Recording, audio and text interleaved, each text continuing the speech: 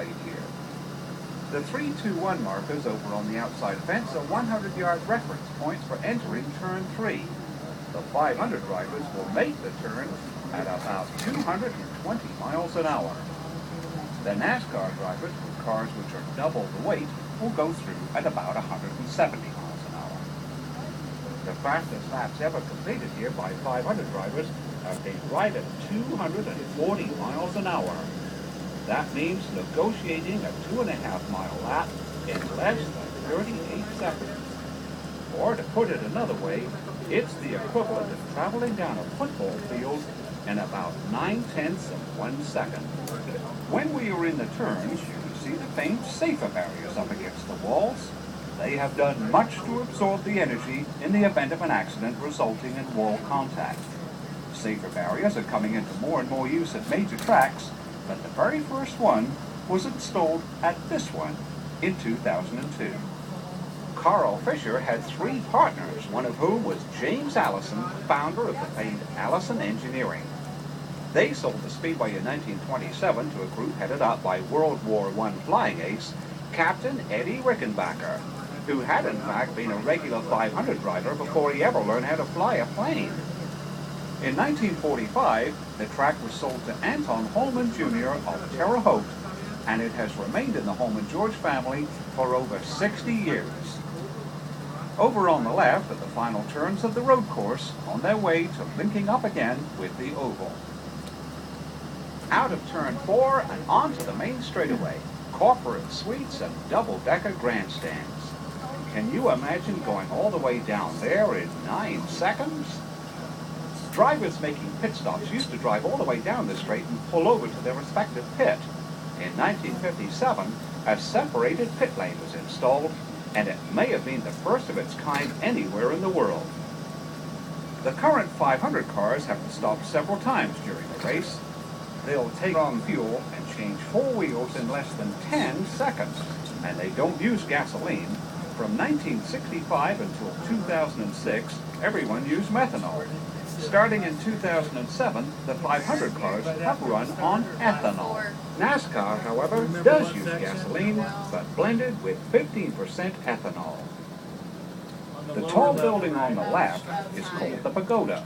It was completed in 2000. This is where the Master Control Tower stood from 1957 until 1998. And prior to 57, a Japanese-style pagoda occupied this spot. And that's the reason for this current design. This one, however, has 10 floors and rises to the equivalent of a 13-story building. At ground level, and slightly over to the left, is the current winner's circle for the 500 and the Brickyard 400, and just above it, the rostrum for the top 3 finishes in the MotoGP motorcycle race. The start-finish line isn't hard to locate. It's marked by a strip of bricks. As late as 1961, when A.J. Foyt won his first 500, the greater part of the main straight was still of bricks and mortar. And imagine that prior to the late 1930s, the entire 2.5 miles looked like that, and it made for a pretty rough ride. Quite the understatement. They say that bricks, you figure driving down a brick road in a car for almost 7 hours for the 1911. 6 hours and 42 minutes. And there's very little suspension on those cars. It's a very hard ride.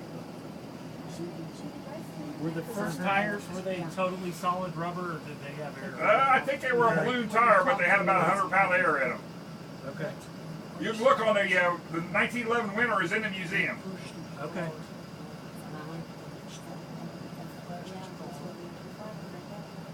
Up ahead is the scoring pylon. It went up in 1994 to replace the one there since '59. It's anchored in 22 feet of concrete, and the windsock is 97 feet off the ground. Testing? How many 30-watt bulbs are there in it? 6,496. On the left is the entrance to the Speedway's famed garage area and gasoline alley, which, while having changed in appearance over the years, has been back at that approximate location since 1914. We can't see it from here because of the trackside Formula One garages built in 2000. Further down here on the left, just before we enter the turn, is where Victory Lane used to be from 1919 until 1970. Between 1947 and 59, Hollywood actresses were part of the post-race ceremonies, among them, in 1958, a very young Shirley MacLaine. Here we are in the famous Turn 1. On the infield, there is now a 4-turn addition to the road course. Combined with the modification to the complex north of the museum, the number of turns to the road course now stands at 16. That brings us to the south end once again to approximately where we started. A 500 driver at speed would have lapped us, probably about 15 or 16 times. We are open here every day of the year except for Thanksgiving Day and Christmas Day. For your convenience, there are 2 souvenir gift shops inside the museum building and a massive selection of photographs dating all the way back to 1909 in the photo shop up on the 2nd floor. If you'd like a little more history right now, you might enjoy the video in the museum's Tony Holman Theater.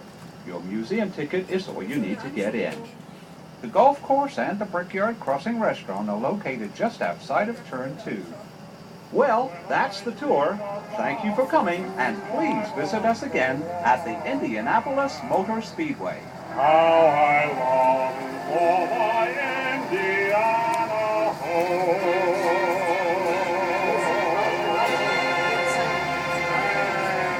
And let's go